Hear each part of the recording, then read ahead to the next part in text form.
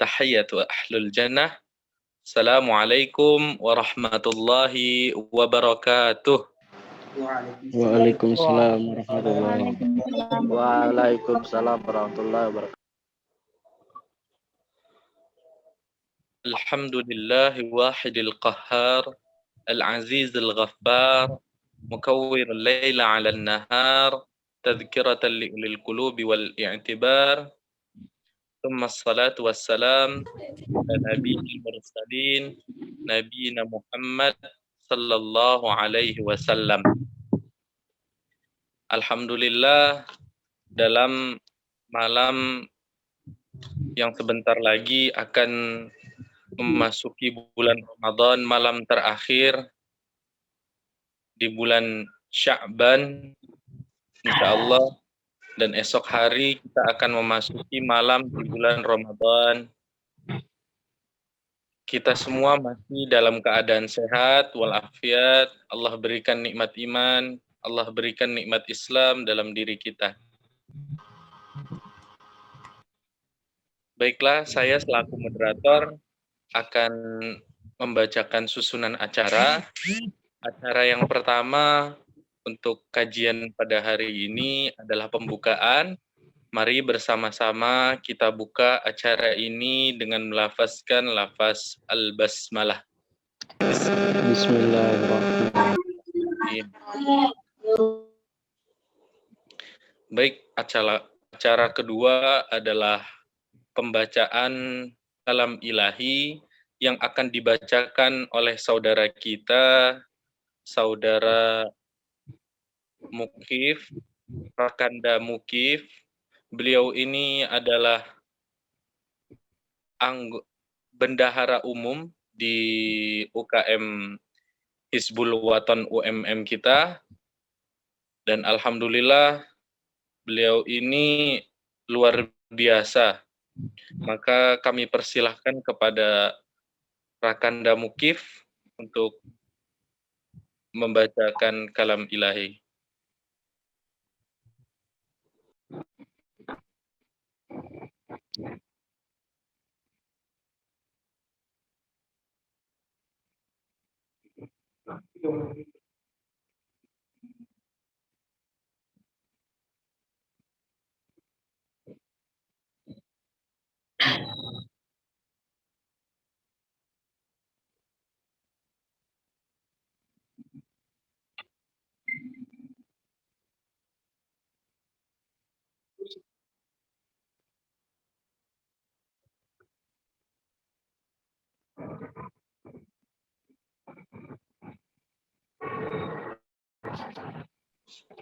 Adakah Rakanda Mukif belum hadir?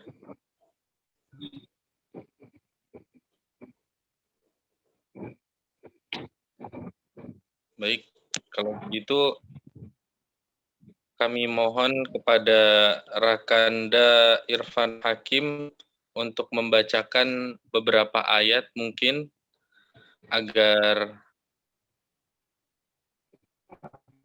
agar kita bisa mendapatkan lebih banyak manfaatnya pada acara pada malam hari ini. Kami persilahkan kepada Rakanda Irfan Hakim.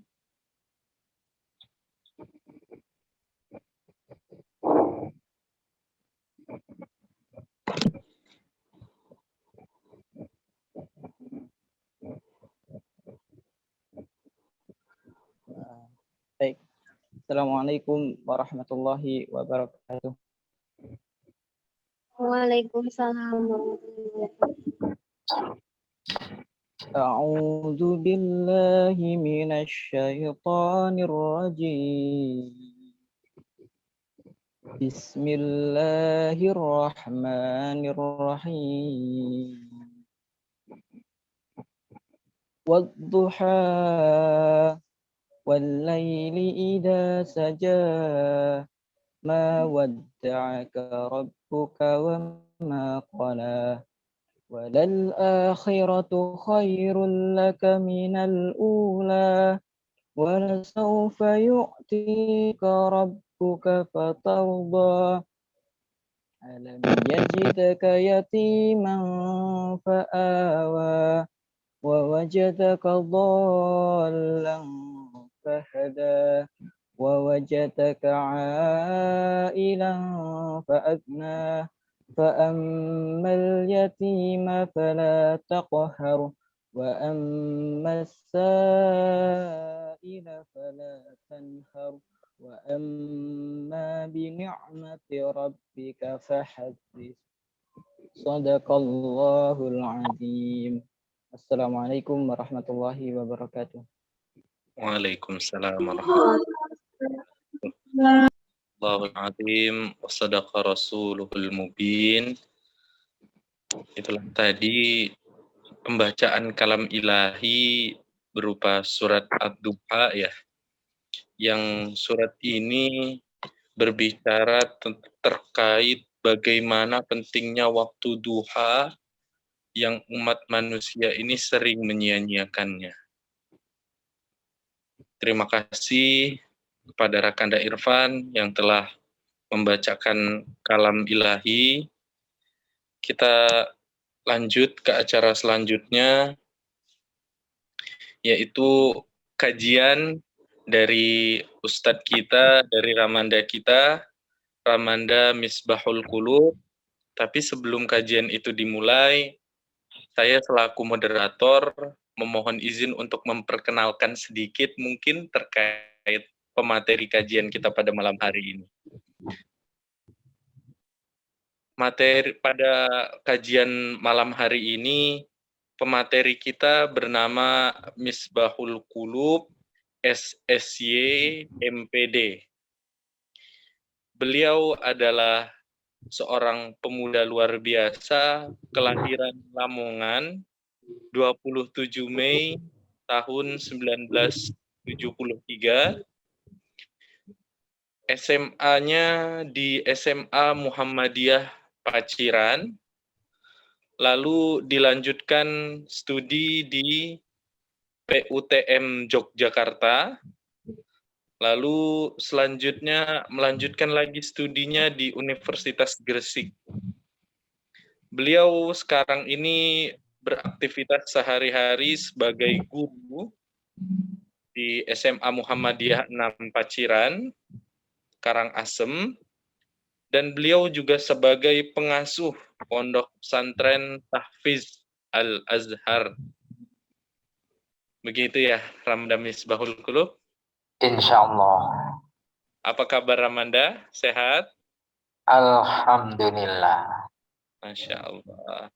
Baik Ramanda, karena penyampaian dari saya selaku moderator sudah cukup, kami persilahkan waktu dan tempatnya kepada Ramanda Misbahul Qulub.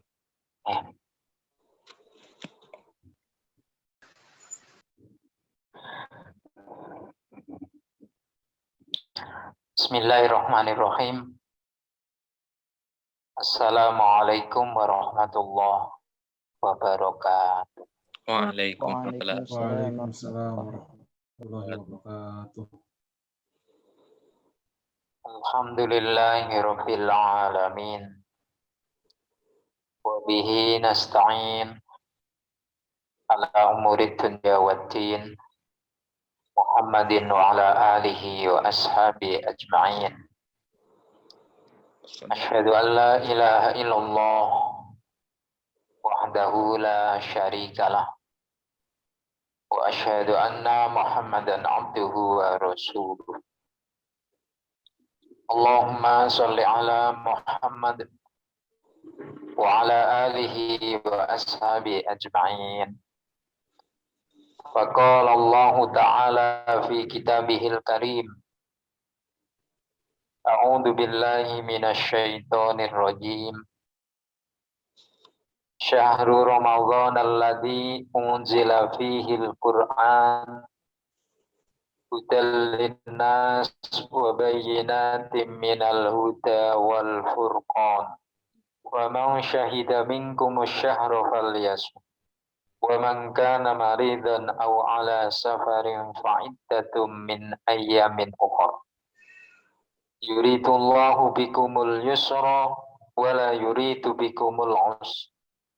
Walitukmilul iddata walitukabbirullaha ala ma hadakum wa la'allakum tashkurun.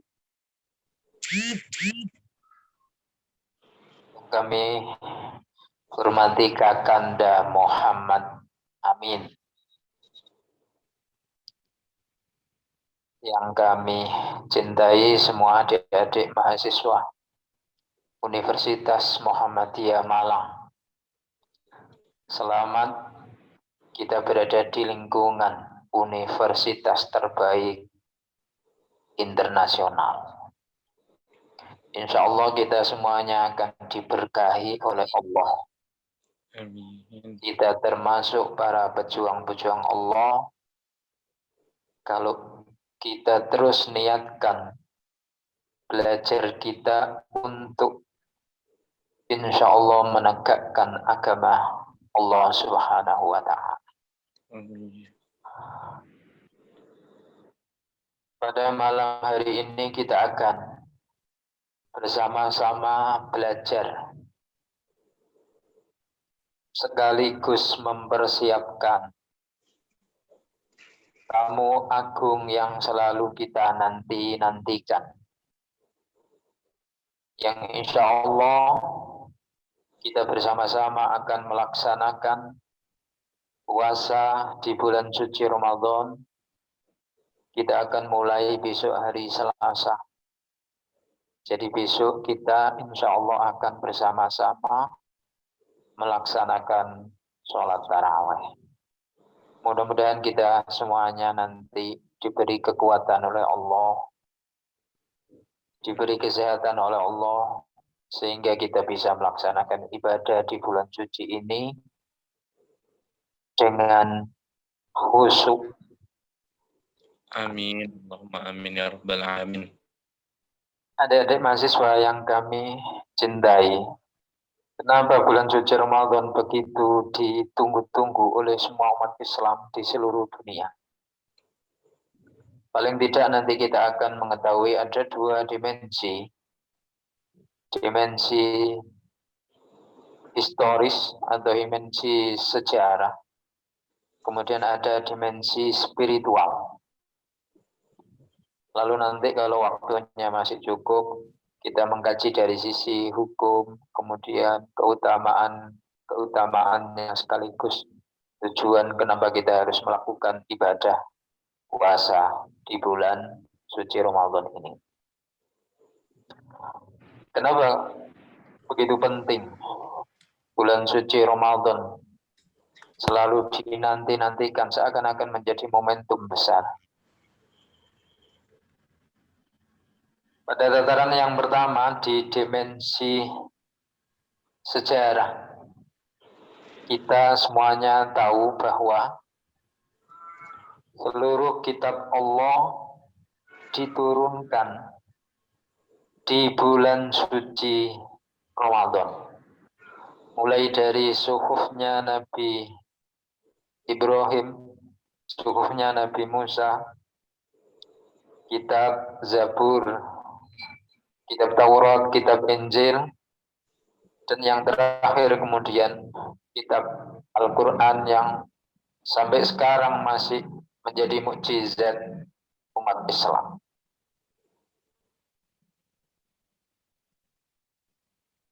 Seperti dari ayat Al-Quran yang tadi saya bacakan, Syahrul Ramadan alladzi unzila fihil Qur'an hudal linnas wa bayyinatim minal huda wal furqan. Al-Quran turun pada hari Jumat, Jumatnya dimuliakan oleh Allah. Al-Quran turun pada bulan suci Ramadan, Ramadannya dimuliakan oleh Allah. Al-Quran turun di Mekah, Makkahnya menjadi Makkatul Mukarramah. Al-Quran turun di Madinah, Madinahnya menjadi Madinatul Munawwarah. luar biasa. Pada zaman Umar bin Khattab, ketika Umar namanya di daerah, ada yang mengatakan Isfah.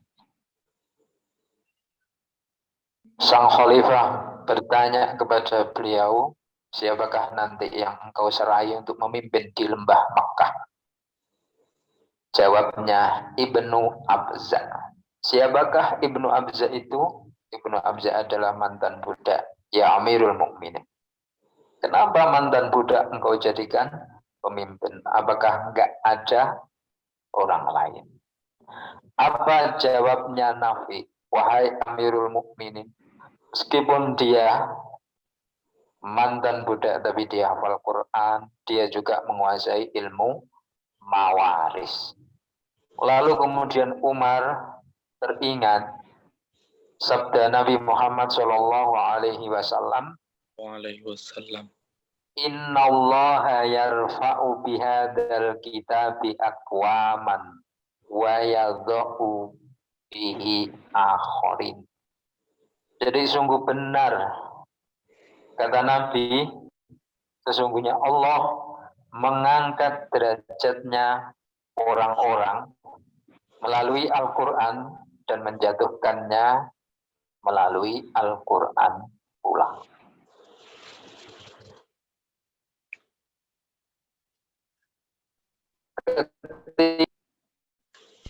Para syuhada di medan Uhud, Nabi yang hafalan Qurannya paling banyak, maka kemudian didahulukan oleh Nabi dikubur. Ini menunjukkan bahwa Al-Quran betul-betul agar berpengaruh kepada siapapun yang mau mempelajarinya dan mengamalkannya. Pada zaman Nabi, Nabi juga pernah mengangkat seorang pemuda di antara orang-orang tua yang senior-senior. Karena pemuda itu paling banyak hafalan Qurannya. Jadi Al-Quran memang luar biasa. Makanya ada beberapa hadis Nabi yang mudah-mudahan kita tidak hanya di bulan suci Ramadan gemar membaca Al-Quran, tapi juga di waktu-waktu yang lain. Khairukum man ta'allamal Quran wa 'allamahu. Bahwa sebaik-baik di antara kalian adalah orang yang mau belajar Quran, kemudian mau mengajarkannya.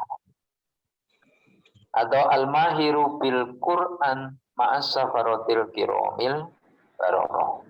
Orang yang pandai tentang Al-Quran, temannya para malaikat yang dimuliakan. Atau iqra'ul Quran fa innahu ya'ti yaumal qiyamati syafi'an li ashabi.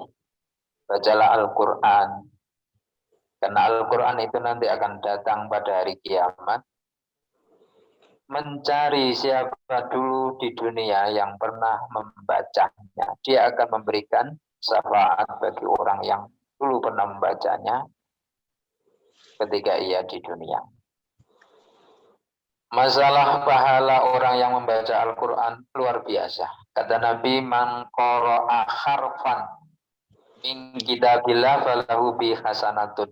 Siapa yang membaca Al-Quran satu huruf saja, maka dia akan mendapatkan satu kebaikan. Wal hasanatu bi asri amsalihah. Satu kebaikan itu akan dilipat gandakan oleh Allah menjadi 10. Kata Nabi, la aqulu alif lam mim harfun. Saya tidak mengatakan alif lam mim itu satu huruf, walakin alifun harfun wa mimun harfun wa lamun harfun. Tapi alif itu satu huruf, lam satu huruf, mim itu satu huruf. Dan insya Allah masih banyak lagi hadis-hadis Nabi tentang keutamaan membaca Al-Quran. Jadi Al-Quran turun di bulan suci Ramadan. Ramadannya dimuliakan karena Al-Quran. Maka siapa yang mau dimuliakan oleh Allah, maka dekat-dekatlah dengan Quran. Kita tentu pernah ingat di tahun 80-an. Mungkin ada di mahasiswa belum lahir. Atau ada yang sudah lahir. Ada seorang guru besar dari ITB. Namanya Profesor Dr. Imaduddin Abdul Rahim. Nah, dia ini dipenjara pada era Orde Lama karena membuat buku Teknologi Itu Adalah Setan. Lalu kemudian dipenjara. Dia ini guru ilmu-ilmu eksak. Tapi keluar penjara ia menjadi guru tafsir. Dan dia berani menggaransi siapa yang mau membaca Al-Quran rutin tiap hari sampai sekian bulan, kalau tidak ada perubahan dalam dirinya, maka telepon saya akan saya ganti waktunya dengan uang. Itu kata beliau. Karena apa? Karena beliau sudah merasakan begitu hebatnya pengaruh Quran terhadap perubahan dirinya, mungkin juga keluarganya, termasuk mungkin juga ekonominya dan lain-lain. Jadi janganlah tinggalkan Al-Quran kalau kita ingin maju. Lihatlah bagaimana Nabi menyelesaikan hal-hal yang menjadi kekaguman dunia. Hanya beberapa tahun saja. Mekah yang disebut sebagai orang-orang yang penuh dengan orang jahiliyah. Jadi salah satu kota yang dikenal di dunia. Dan hari ini dinobatkan menjadi kota yang teraman di dunia dari apapun. Semuanya insya Allah karena berkah Al-Quran. Jadi dimensi sejarah yang pertama, kenapa Ramadan begitu dirindukan? Karena di dalamnya ada Al-Quran turun yang insya Allah sampai sekarang Quran itu masih menjadi mukjizat bagi umat Islam. Kalau kita tinggalkan, jangan harap umat Islam akan menemukan banyak kemajuan. Pelajari sejarah yang mengantarkan umat Islam sehingga mampu hampir menguasai 3/4 dunia. Dan mudah-mudahan suatu saat nanti akan bangkit kembali karena Al-Quran pulang. Itu yang pertama. Yang kedua, ini Pak Misbah Os. Yang kedua, suatu saat Nabi pernah bercerita di hadapan para sahabat. Nabi menceritakan bahwa dulu di zaman Bani Israel ada orang yang diberikan umur panjang oleh Allah. 83 tahun lebih 4 bulan. Kalau malam hari dia beribadah kepada Allah. Kalau siang hari dia berjuang menegakkan agama Allah. Bertahun-tahun. 83 tahun 4 bulan. Sehingga para sahabat yang mendengarkan cerita itu sangat kagum sekali. Sehingga Rasulullah berdoa kepada Allah, ya Allah, umatku, kau berikan umur pendek-pendek. Sehingga tidak mungkinlah seperti orang di zaman Bani Israel. Lalu turunlah surat Al-Qadar. Inna anzalnahu fi lailatul qadr. Wa ma adraka ma lailatul qadr. Lailatul qadri khairum. Itu. Lailatul qadri khairum min alfi syahr. Jadi 83 tahun 4 bulan itu kalau dijumlah itu menjadi 1000 bulan. Maka Allah berikan gantinya meskipun umurnya pendek. Tapi kalau waktu Ramadan ia beribadah kemudian menemukan Lailatul Qadar, maka dia lebih beruntung dari yang punya umur 83 4 bulan. Karena Lailatul Qadar akan kita jumpai setiap atau ketika Ramadan datang. Ini faktor sejarah yang menjadikan kemudian Ramadan menjadi momen besar bagi umat Islam. Pada tahun kedua Hijriah, pada tanggal 17 Ramadan, Allah perintahkan Nabi untuk melaksanakan peperangan. Pada bulan suci Ramadan, tahun kedua Hijriah. Padahal ketika itu, pengikut Nabi masih sedikit. Yang ikut berangkat perang baru 313 orang. Bertempur melawan orang-orang kafir yang jumlahnya 1000 orang. Secara akal nggak mungkin kita bisa mengalahkan. Tapi lihatlah kata Allah, walaqad nasarakumullahu bi badri wa antum adillah fattaqullaha la'allakum tashkurun. Lagi-lagi kita disuruh bertakwa kepada Allah. Fattaqullaha la'allakum tashkurun. Jadi takwa itu menjadi solusi untuk semuanya. Orang kena masalah di dunia belum tentu. Misalnya dia punya uang bisa menyelesaikan masalahnya dengan uang yang ia miliki. Orang kena masalah di dunia yang atau mempunyai pangkat jabatan. Tapi Allah menggaransi asalkan kita mau bertakwa kepada Allah, insya Allah masalah itu akan terselesaikan. Sebagaimana pula puasa yang akan kita laksanakan ini.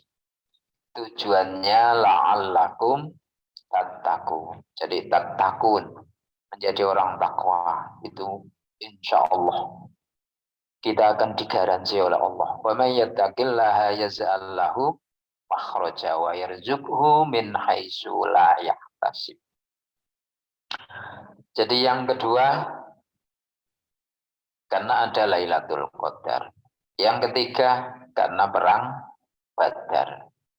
Yang keempat, pada tahun 8 Hijriah, tanggal 10, di bulan suci Ramadan, ada momentum besar kemenangan umat Islam. Sekali lagi terjadi di bulan suci Ramadan. Apa itu? Nabi bersama 10.000 pasukan dari kota Madinah berangkat ke Mekah. Dikepung dari 4 arah kota Mekah itu. Seraya Nabi mengatakan siapa yang masuk rumahnya sendiri-sendiri maka aman. Siapa yang masuk Masjidil Haram maka aman. Siapa yang masuk ke rumahnya Abu Sufyan, pamannya Nabi yang ketika itu belum masuk Islam, maka aman. Dan ketika itu tidak ada pertumpahan darah sama sekali. Terjadi pada bulan suci Ramadan. Di tahun-tahun sesudahnya ada lebih dari 20 catatan kemenangan umat Islam yang diraih pada bulan suci Ramadan. Termasuk Tariq bin Ziyad atau Ziyad bin Tariq itu. Nah, yang menaklukkan Andalusia. Andalusia itu sekarang namanya Spanyol. Di Spanyol itu banyak sekali kebesaran-kebesaran Islam yang bisa kita lihat sampai sekarang. Di Cordova ada universitas, ada perpustakaan, ada kemajuan-kemajuan Islam yang luar biasa. Bisa kita saksikan. Spanyol pernah menjadi basis umat Islam. Ada yang mengatakan 500 tahun, ada yang mengatakan 600 tahun, dan lain sebagainya. Kemudian Salahuddin Al-Ayyubi menaklukkan kota Palestina terjadi pada bulan suci Ramadan juga. Yang dulu dikenal dengan perang salib. Pendek kata adik-adik, para mahasiswa Universitas Muhammadiyah Malang dan juga teman-teman saya yang mengikuti kajian ini. Ramadan menjadi momentum besar bagi siapapun yang ingin merubah dirinya jadi lebih baik. Karena Allah berikan semuanya di Ramadan itu. Makanya Ramadan itu mempunyai nama-nama yang sangat banyak sekali. Nabi menyebut Syahrul Mubarak, bulan yang penuh keberkahan, atau Syahrul Maghfirah, bulan yang penuh ampunan. Karena Nabi mengatakan mengqama Ramadan imanan wahtisaban ghufira lahu ma taqaddama min dambi. Ada satu hadis lagi yang mirip.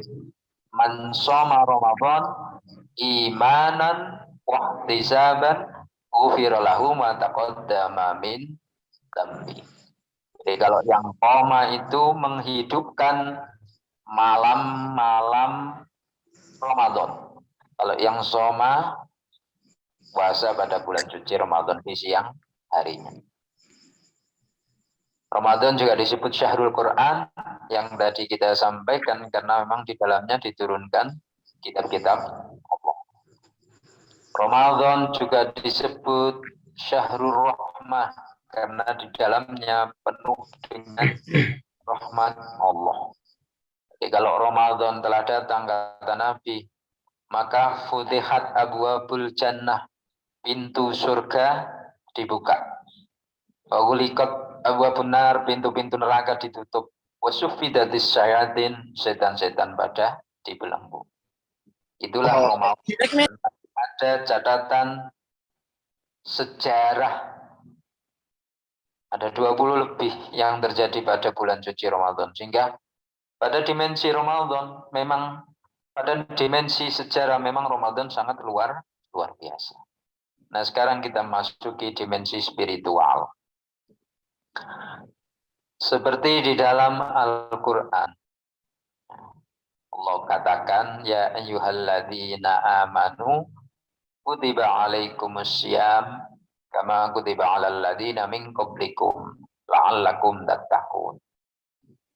Jadi yang mendapatkan sapaan di ayat ini adalah orang-orang yang beriman. Mau menyapa orang-orang yang beriman, dikasih tugas supaya melaksanakan puasa di bulan suci Ramadan. Tujuannya apa? Tujuannya supaya kita bisa meningkatkan nilai ketakwaan kita kepada Allah Subhanahu wa Ta'ala. Karena tidak ada nilai yang tertinggi kecuali takwa itu sendiri. Inna akramakum indallahi atqakum. Jadi orang yang paling mulia di sisi Allah adalah orang yang paling baik takwanya. Sekali lagi, orang yang paling mulia di sisi Allah adalah orang yang paling baik takwanya. Tidak pandang siapapun. Itulah tujuan puasa. Namun, sebagai umat Islam, tentu kita tidak hanya berhenti pada sisi spiritual yang tahapan pertama saja. Karena ketika orang beribadah selalu bisa meningkatkan dua sisi kebaikan. Atau orang kemudian menyebutnya dengan kesalehan spiritual dan kesalehan sosial. Kesalehan spiritual yang berdampak langsung ke pribadi orang yang melakukannya. Dan mudah-mudahan kita juga bisa menambah dengan kesalehan yang kedua, yakni kesalehan sosial. Contohnya begini. Ketika kita melaksanakan sholat. Nah, ketika kita melaksanakan sholat,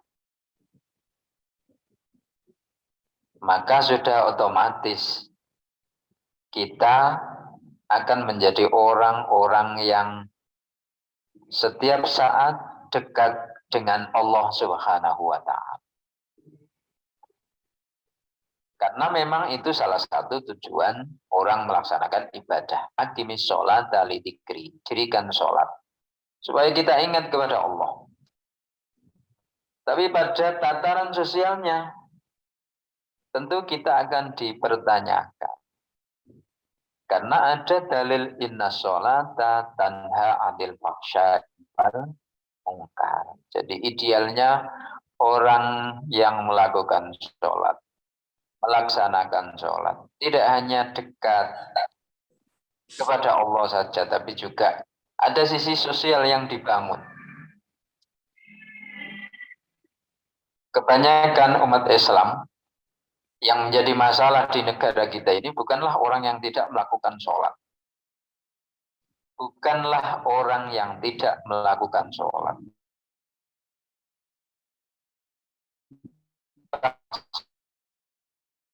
Tapi tahu-tahu kita dapat kabar dia tertangkap karena korupsi.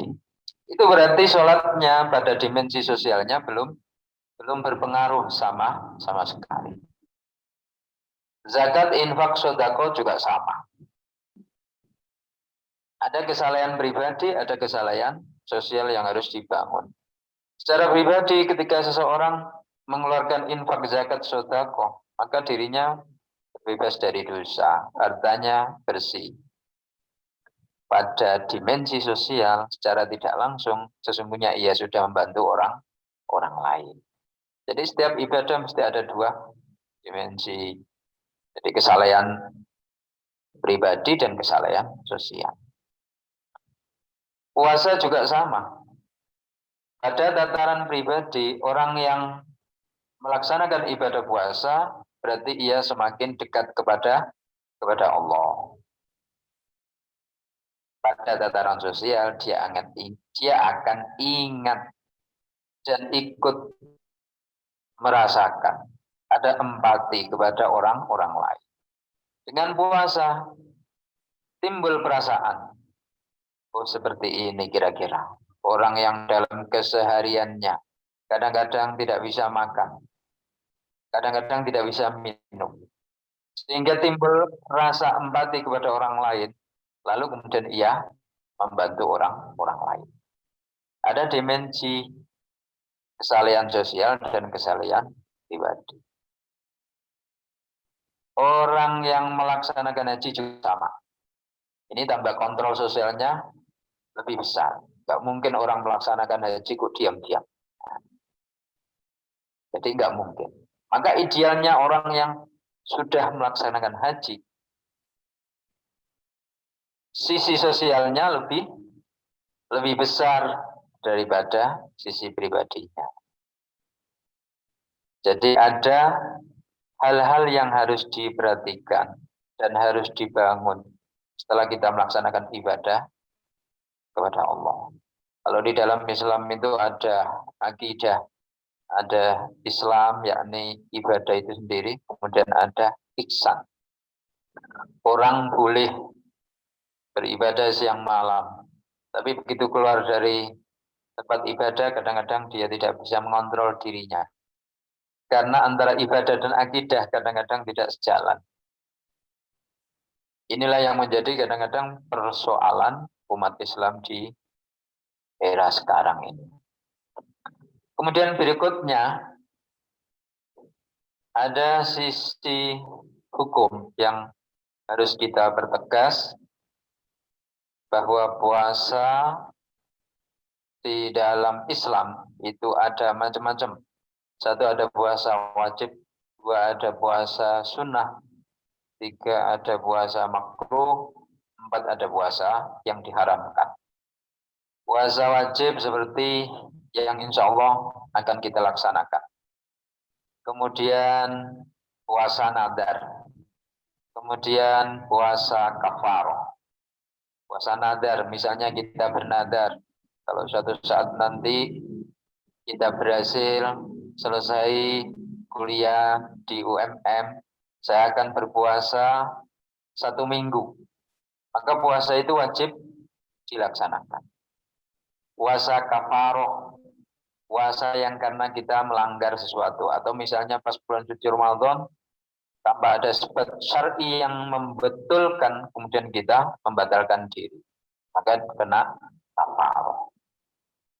Puasa sunnah seperti yang sudah pernah kita lakukan bersama-sama, puasa Senin Kemis, puasa Yaumul Bid tanggal 13, 14, 15 setiap bulan Komariah, dan puasa Daud, puasa Syawal, dan lain-lain. Puasa makruh, misalnya kita ingin puasa di hari Jumat saja atau hari Sabtu saja, tidak ada tuntunannya. Puasa yang diharamkan oleh Allah, seperti puasa wisol. Puasa wisol itu 1 hari puasa, kemudian buka, hanya minum saja, atau mungkin dengan makan sedikit, terus diteruskan puasa lagi. Nah, atau kalau di Jawa ada istilah puasa mutih. Nah, bagi orang-orang di zaman dahulu yang ingin mempunyai kekebalan atau ilmu kanuragan, kemudian dia berpuasa, puasa mutih, nah, itu tidak ada tuntunannya, diharamkan. Nah, kemudian sedikit kita berikan ada hikmah, keutamaan, mungkin juga nanti masih akan disambung oleh Kakanda Muhammad Amin, tapi juga boleh. Kami pernah membaca banyak penelitian. Ternyata puasa itu tidak hanya berpengaruh pada mental spiritual saja. Tidak hanya berpengaruh pada ubudiyah saja, tapi juga akan berpengaruh kepada jasad kita. Ternyata orang yang suka berpuasa, itu insya Allah diberikan oleh Allah badan yang sehat.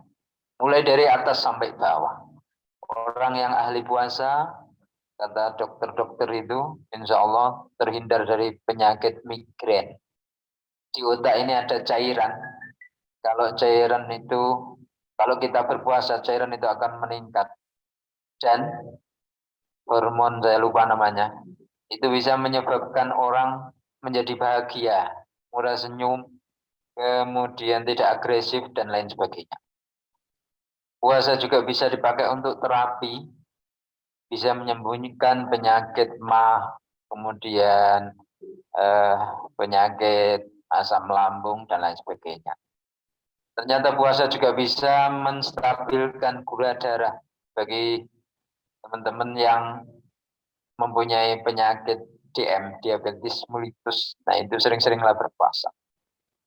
Saya mendapatkan informasi dari teman-teman juga, ternyata penyakit mahnya itu sembuh setelah 1 bulan penuh berpuasa di bulan suci Ramadan. Puasa juga bisa menghindarkan depresi. Nah, jadi orang-orang yang suka punya perasaan rasa takut, tertekan, dan lain sebagainya, itu bisa menjalankan puasa. Dan ada yang kami hormati, yang paling terakhir kita tentu berharap kita bisa menyiapkan mental kita, niat kita, bahwa kita betul-betul ingin menjalankan puasa di bulan suci Ramadan ini dengan khusyuk, ikhlas, tenang, dan lain sebagainya. Supaya tidak seperti yang dikatakan oleh Nabi, Roghima anfu rajulin dakhala alaihi Ramadan fansalakha falam yukfarlah. Jadi Ramadan telah datang, puasa sudah tapi dia belum terampuni dosa-dosanya, maka rugilah dia.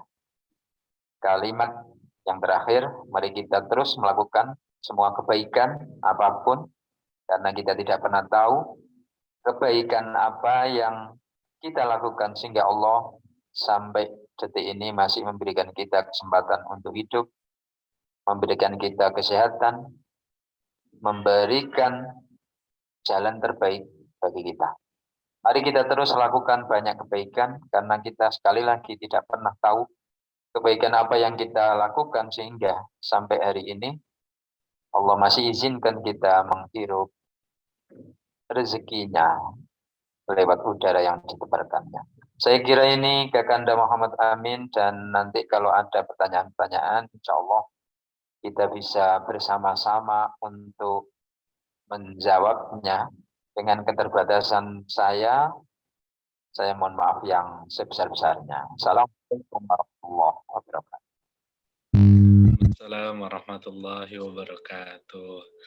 Luar biasa sekali, Masya Allah, Tabarakallah. Kami sampaikan terima kasih banyak kepada Ramanda Misbahul Qulub yang sudah menyampaikan kajian yang luar biasa ya tadi.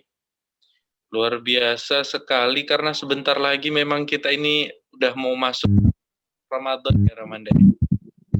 Insya Allah sudah mulai tarawih. Semoga Allah sampaikan usia kita, Allah sampaikan kita pada bulan Ramadan yang suci ini. Baiklah, itulah tadi penyampaian kajian oleh Ramanda Misbahul Qulub. Juga terima kasih kepada para hadirin dan tamu undangan yang telah bersedia untuk hadir dalam kajian pada malam hari ini.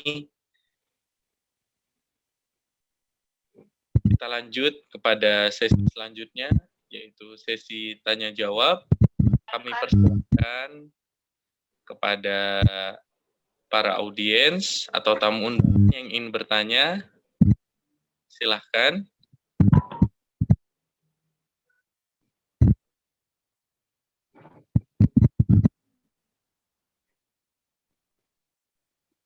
Dari audiens, ada yang mau bertanya? Kayaknya sudah. Kalau begitu saya pribadi ini mau bertanya, Ramanda.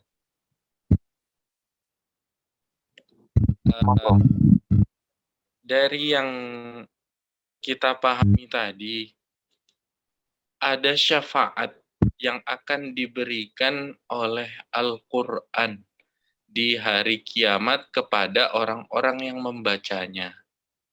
Nah, yang masih sering menjadi pertanyaan bagi kami ini, syafaat seperti apa dan apa sih syafaat itu, Ramanda? Monggo kalau boleh dijelaskan dengan singkat dan jelas, Ramanda. Barangkali atau ada di mahasiswa ada yang mau bantu untuk mencoba.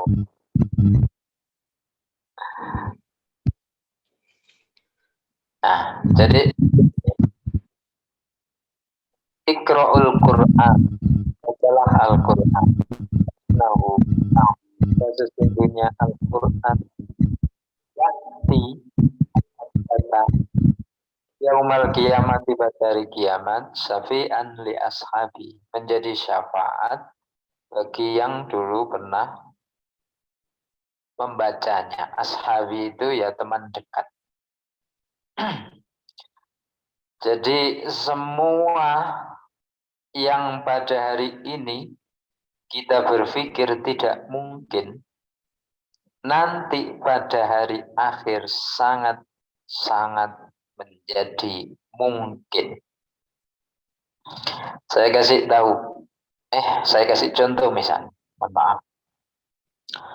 Nabi pernah memberikan informasi kepada para sahabat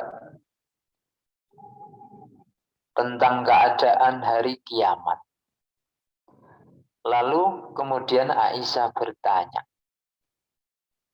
Jadi Nabi pernah mengatakan bahwa nanti di hari kiamat orang dikumpulkan tidak pakai sandal, tidak pakai pakaian.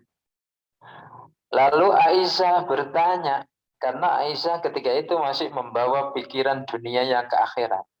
Ya Rasulullah, kalau begitu saya malu. Nanti saya dilihat orang kan nggak pakai pakaian. Nah, sehingga Nabi ketika itu tersenyum dan tangannya menempel di pundaknya Aisyah. Wahai Aisyah, ketika itu orang tidak lagi berpikir tentang itu. Karena yauma yafirrul mar'u min akhi wa ummihi wa abi wa sahibatihi wa bani. Likulli imri'in minhum yauma idin sa'nui yughni. Nah itu. Jadi semua orang punya persoalan-persoalan sendiri.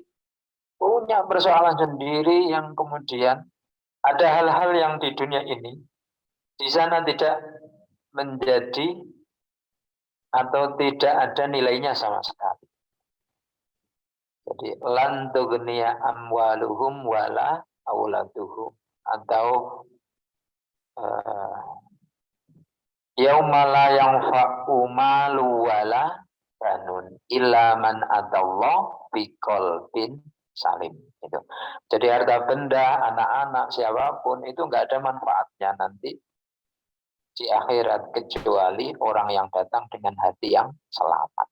Nah, Al-Quran nanti akan berubah wujudnya, wallahu alam seperti apa. Dia mendekati orang-orang yang mau membaca Al-Quran. Bahkan ada satu hadis, ketika orang mati kemudian mau dikuburkan, dia akan didatangi oleh setan-setan dan dibujuk rayu.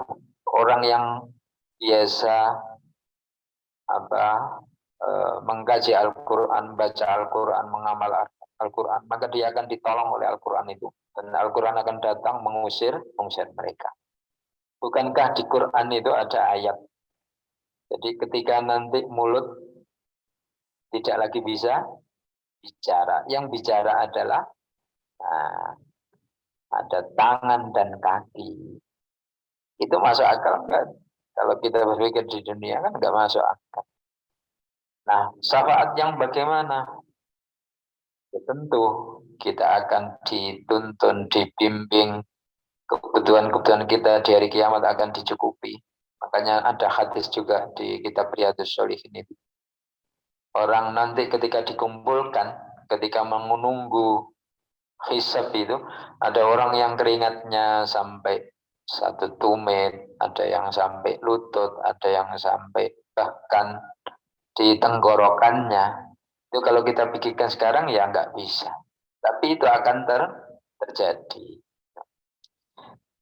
Jadi syafaat itu artinya memberikan petunjuk, membimbing, mengarahkan kita, melindungi kita. Jadi selain Nabi Muhammad yang bisa memberikan syafaat, Nabi sendiri katakan bahwa Al-Quran akan memberikan syafaat bagi orang yang mau membacanya ketika di dunia. Saya kira ini Kak Kanda. Baik, terima kasih. Ini ada sedikit pertanyaan lagi ini, Ramandan. Apa ya? Jadi ini ada pertanyaan pertama dari Rakanda Zahidan. Beliau bertanya, bagaimana hukumnya bila kita sudah melaksanakan puasa, tapi di tengah hari tadi ia membatalkan puasa itu tanpa sebab yang jelas, dan itu berniat untuk menggantinya, gitu Ramanda. Jadi kayak yang dia itu sengaja ingin batal, udahlah batal, toh juga nanti bisa diganti gitu loh Ramanda. Gimana hukumnya yang seperti itu? Terima kasih. Jadi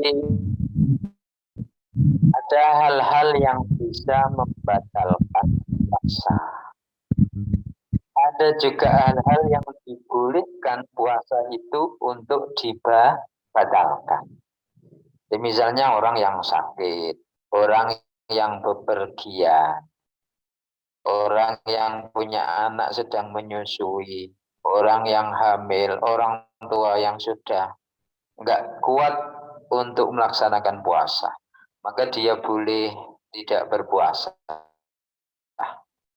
Ada yang mengqadha di hari lain, ada juga yang bayar fidyah.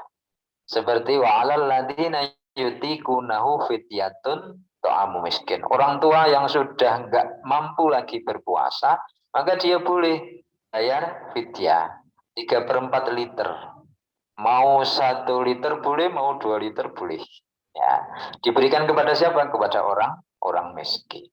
Bagaimana dengan kasus tadi? Jadi di tengah perjalanan, katakanlah siang hari, kemudian tanpa sebab dia ingin membatalkan puasa karena dia berpikir juga toh juga nanti diganti dengan di hari yang lain. Orang yang membatalkan puasa dengan sengaja kena kafaroh. Kafarohnya syahraini mutatabi'ain. Puasa 2 bulan berturut-turut. Puasa 2 bulan berturut-turut itu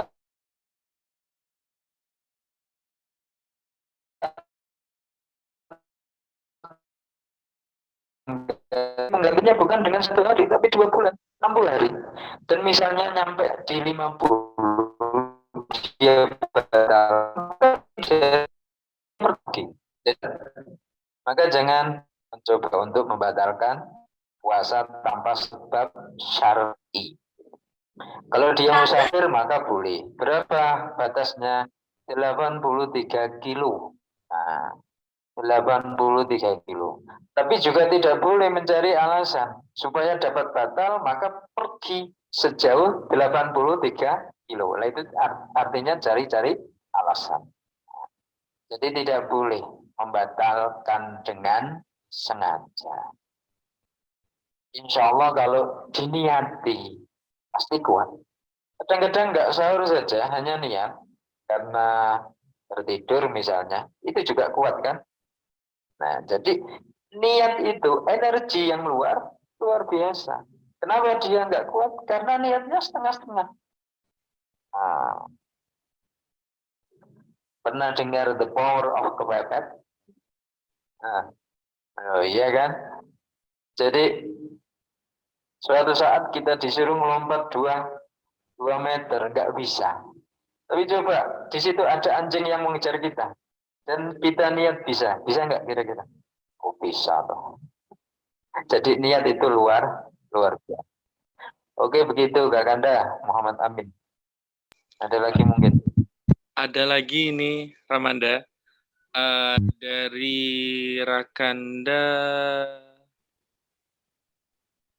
Hafizal Khairu fi Hakim, beliau bertanya, tadi kan Ramanda ada menjelaskan hadis bahwa pada bulan Ramadan itu pintu surga itu dibuka, pintu neraka itu ditutup, dan para setan itu dibelenggu. Lantas bagaimana dengan para manusia-manusia ini yang walaupun tidak digoda oleh setan tapi masih tetap bermaksiat, Ramanda? Itu gimana itu, Ramanda? Coba kembalikan ke diri kita masing-masing gitu ya. Meskipun nggak waktunya bulan suci Ramadan, kalau ada niat untuk berbuat jelek ya tetap terlaksana ya kan? Karena memang kuncinya di situ. Itu artinya sesungguhnya Nabi ingin memberikan informasi. Ya. Kalau ingin mencari kebaikan yang sebanyak-banyaknya, maka Ramadanlah tempatnya. Gitu. Jadi memang kadang-kadang hadis itu dipertanyakan. Bukan kualitas hadisnya. Orang kan tanya gini, katanya setan dibelenggu, kok masih banyak orang berbuat maksiat? Ya karena orang yang berbuat maksiat itu juga termasuk bagian dari setan itu sendiri. Yang mungkin nggak dibelenggu atau belenggunya lepas gitu ya. Ada juga ulama yang mengatakan yang dibelenggu itu yang bos-bosnya itu katanya, bos-bosnya setan. Bos-bosnya dibelenggu aja kita masih maksiat, apalagi kalau dilepas. Gitu. Jadi insya Allah hadis itu maknanya dalam lah. Dan selalu kembali kepada diri kita masing-masing.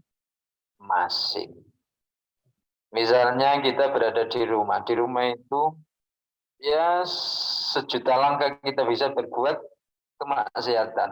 Tapi kalau nggak ada niat, insya Allah nggak akan terjadi. Saya kira gitu. Nanti lebih banyak bisa ditanyakan ke Rakanda Muhammad Amin, insya Allah. Luar biasa ya Ramanda ya. Berarti kalau terkait yang seperti itu tadi, itu terkait kepada habit atau kebiasaan sosial kita ya Ramanda ya. Bisa juga. Kita berbuat baik. Tapi sekali lagi, amal amal. Ya, jadi semua yang kita lakukan ini tergantung motivasi yang terjadi dalam hati kita masing-masing. Kadang-kadang mohon maaf ya, ada orang maghrib berduyun-duyun ke masjid.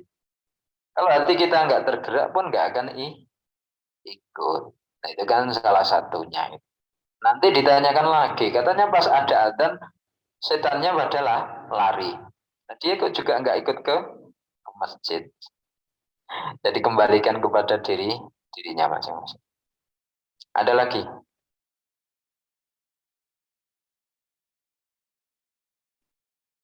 Ini ada lagi Ramanda, nggak apa-apa ya? Ya, nggak apa-apa. Oke, ini ada pertanyaan juga dari Ramanda Mujib ini. Beliau bertanya, di waktu kita berpuasa, kemudian kita memberantas kemaksiatan dengan arogan. Lantas bagaimana status puasa kita? Gitu Ramanda. Jadi status pertanyaan dari siapa? Mujib, Ramanda Mujib. Pak Mujib. Dari Lamongan juga. Orangnya memang ahli lihat maksiat kita. Sampai kita memberantas ada atau timbul syarat yang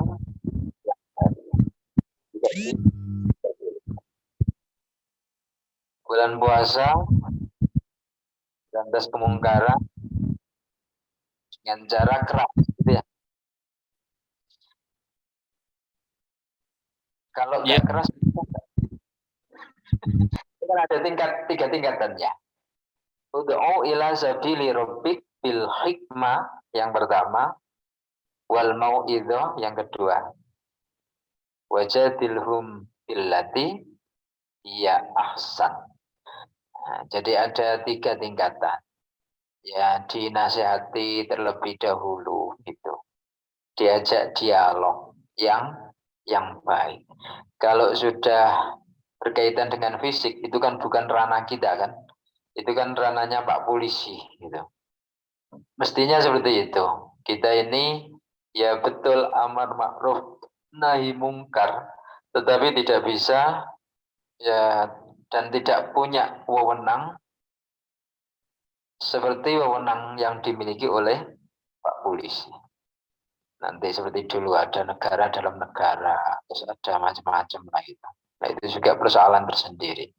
Tapi kadang-kadang juga menjadi persoalan tersendiri juga. Kalau cara hikmah, kemudian diajak dialog pelan-pelan juga enggak selesai kemaksiatannya. Orang kemudian tertarik atau berminat untuk berlaku kekerasan. Nah, mudah-mudahan tidak terjadilah. Lantas terus puasanya bagaimana? Ya tentu Nabi pernah mengatakan, kalau engkau sedang berpuasa, kemudian engkau diajak berkelahi, maka katakanlah, ini so'imun, saya sedang berpuasa. Artinya tidak boleh seperti itu. Jadi artinya tidak boleh seperti itu. Pak Mujib, saya kira itu, jadi saya kenal Pak Mujib. Ada lagi? Ini ada yang raise hand, Ramadan. Saudari Ocha mungkin mau bertanya, bisa langsung. Silakan.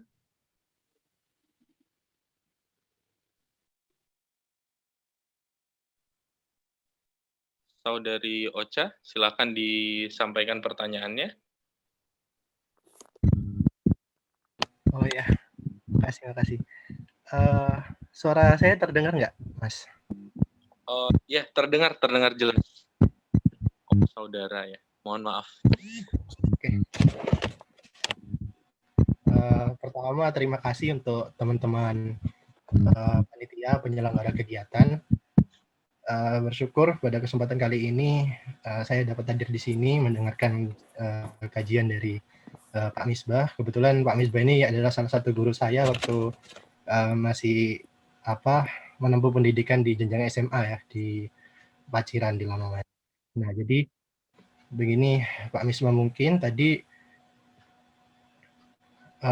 sudah mendengarkan banyak sekali materi-materi yang sudah disampaikan. Cuma saya ingin bertanya Pak Misbah, mungkin agak sedikit keluar dari konteks materi yang tadi disampaikan ya Pak. Jadi pertanyaannya gini, saya ini kan dari SMP itu mondok gitu ya, ada di lingkungan pesantren. Berarti lingkungannya adalah lingkungan yang teman-teman itu Islam semua, agamanya Islam Muslim gitu. Sekarang masuk di perkuliahan itu di negeri akhirnya bertemu dengan teman-teman yang agamanya berbeda. Banyak sosial multikulturalisme kayak gitu, banyak sekali perbedaan kebudayaan, ras dan lain sebagainya seperti itu.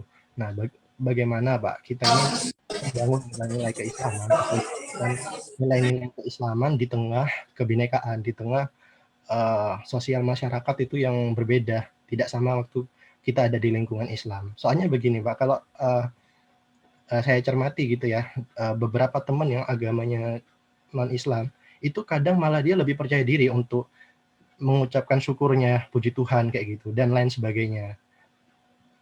Lebih percaya diri untuk memperlihatkan agamanya ketimbang kita yang Islam sendiri gitu.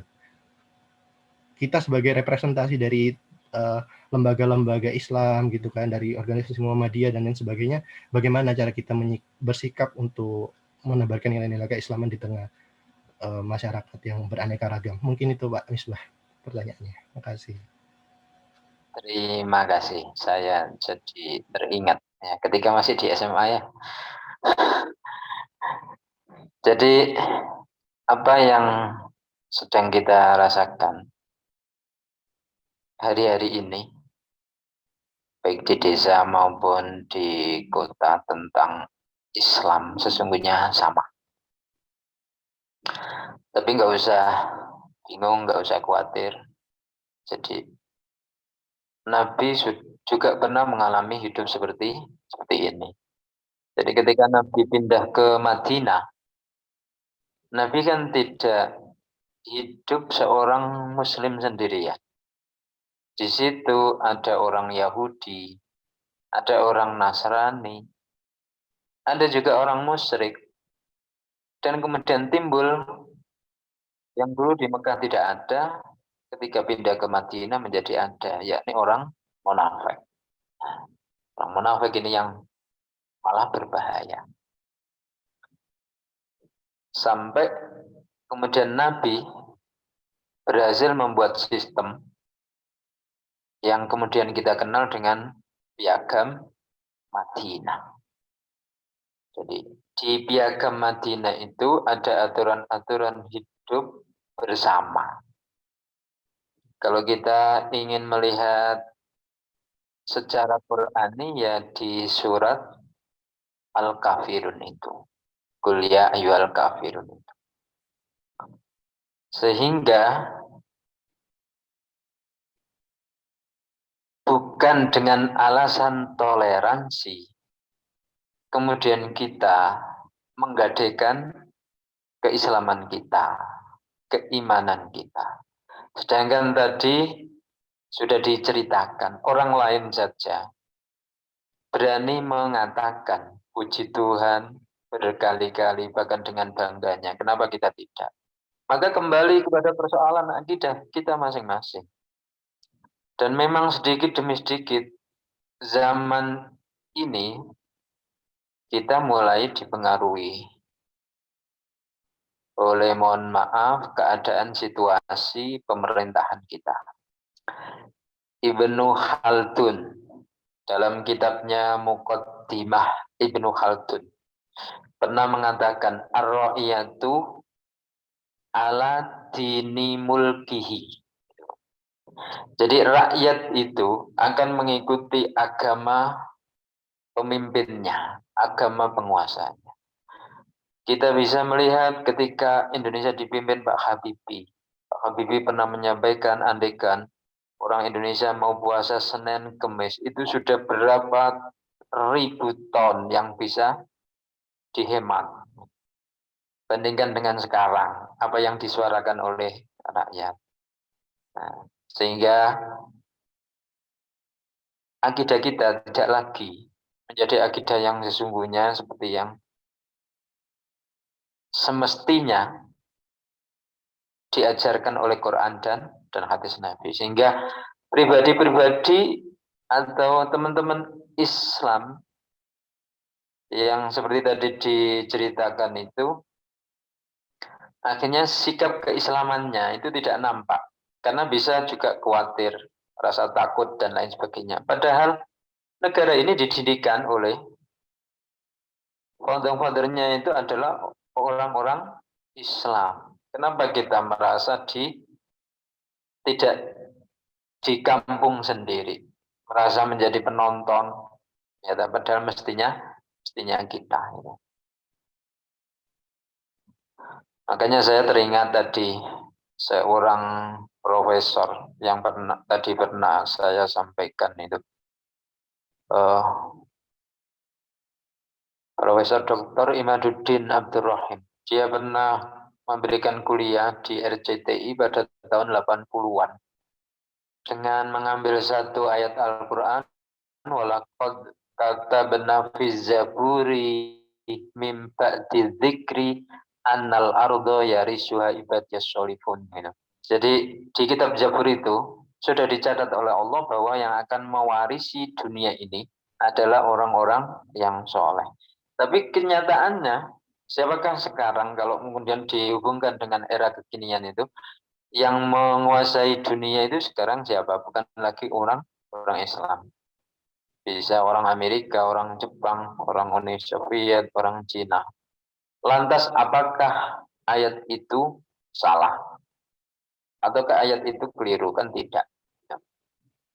Karena Bang Imad ketika itu memberikan statement, as-solihun, yang dikatakan orang soleh itu bukanlah orang yang ahli sholat di masjid. Tidak seperti itu. Tapi yang dikatakan solihun ketika itu adalah satu, orang yang berbuat sesuai dengan sunnatullah. Sunnatullah itu punya sifat satu, objektif, tidak memihak kepada siapapun. Kalau hari ini yang menguasai teknologi adalah orang non-muslim, maka dia akan menguasai dunia ini. Itu namanya sunnatullah. Kemudian yang kedua, tidak berubah. Jadi sejak zaman dahulu sampai sekarang yang namanya sunnatullah itu tidak berubah. Kalau tak berubah maka kita tidak bisa menentukan kapan Ramadan, kapan Idul Fitri, kapan Idul Adha. Nah, jadi saya kira itu kita butuh keberanian untuk menyuarakan Islam tanpa ada tekanan dari siapapun. Kata Al-Quran, wala yakhafuna laumata laim. Jadi orang-orang yang Islamnya beneran itu dia tidak takut ketika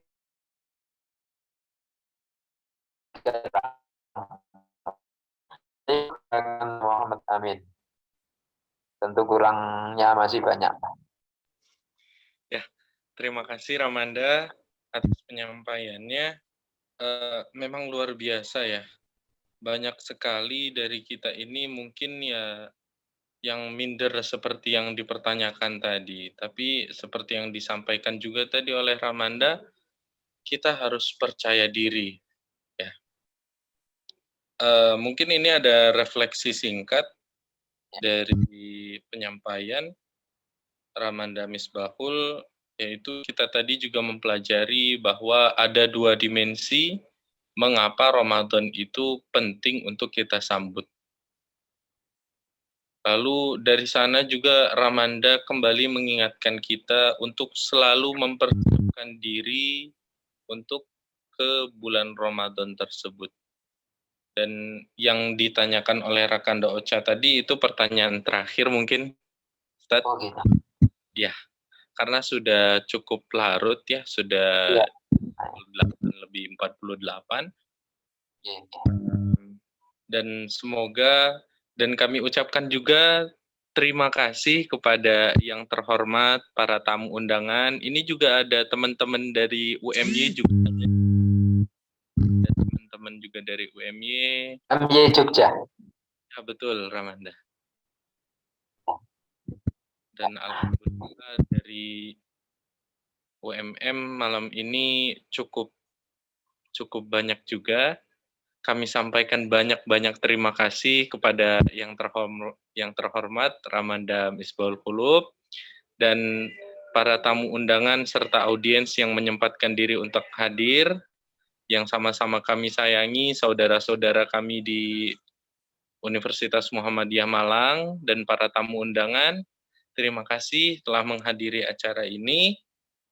Semoga Allah selalu menyertakan kita bersama hamba-hambanya yang bersyukur, karena kata Allah dalam Quran itu wa qalilum min ibadiyasy syakur, gitu ya. Hanya sedikit, hanya segelintir kecil dari hamba-hambaku yang bersyukur, kata Allah. Nah, mungkin itu penyampaian dari kami selaku moderator. Mungkin banyak sekali ya, bukan mungkin, memang banyak sekali kesalahan, namanya juga manusia. Kami mohon maaf atas kesalahan, dan bila ada yang baik, itu datangnya dari Allah. Wafaqanallahu wa iyyakum fastabiqul khairat. Mari kita tutup bersama acara pada malam hari ini dengan membaca lafaz alhamdulillah dan doa kami. Alhamdulillahirabbil alamin. Subhanallah. Allahumma wa bihamdika wa atubu ilaik. Assalamualaikum warahmatullahi wabarakatuh. Waalaikumsalam warahmatullahi wabarakatuh.